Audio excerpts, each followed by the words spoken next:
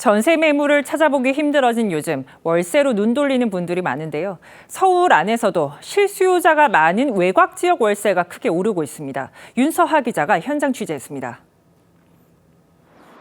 서울 강북의 한 대단지 아파트.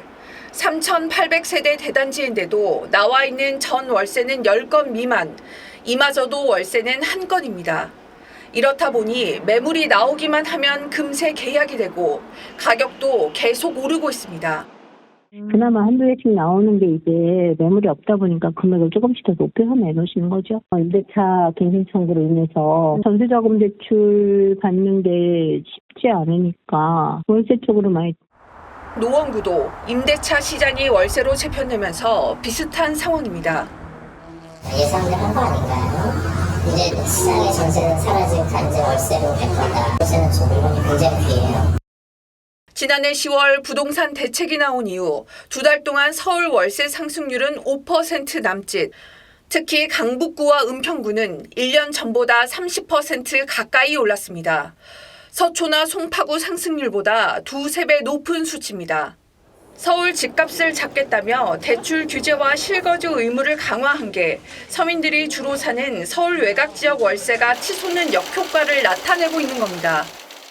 노원구나 은평구에 있는 사람들이 월세나 전세를 견디지 못하게 되면 결국에 일산이나 의정부로 밀려나는 그런 현상이 나타날 가능성도 있습니다. 정부가 주택 임대 사업자 매물이 시장에 나오도록 압박하고 있지만 이마저도 임대차 매물은 줄어드는 문제가 있습니다. TV조선 윤서입니다. 다주택자를 향한 대통령의 이딴 엄포에 강남등 일부 지역에서 다주택자들이 급히 집을 내놓고는 있습니다. 하지만 집값을 안정시킬 정도의 물량은 아니라는 게 현장의 반응입니다. 정부 규제가 많아 팔고 싶어도 팔기 어려워 증여를 택하는 사람들도 늘고 있습니다. 윤서하 기자입니다. 서울 강남의 한 신축 아파트 단지. 주말세 호가를 3억 원, 4억 원씩 낮춘 매물이 나왔습니다. 다주택자들이 급매물을 내놓는 분위기지만 그리 많지 않다는 게 현지 공인중개사의 말입니다. 아니에요. 그래서 어제 저희도 급하게 손님들 집 보고 가셨어요. 전 월세를 낀 매물은 거래도 사실상 막혀 있습니다. 서울 전역이 토지거래 허가구역으로 실거주를 해야 하는 만큼 세입자가 중간에 나가지 않으면 매매가 불가능합니다. 세입자를 내보내는 것도 쉽지 않습니다.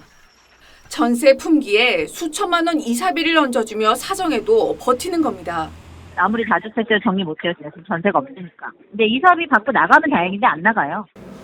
이렇게 퇴로가 막힌 상황에서 세금 부담 우려가 커지자 자녀에게 물려주는 증여를 택하는 다주택자들도 늘고 있습니다.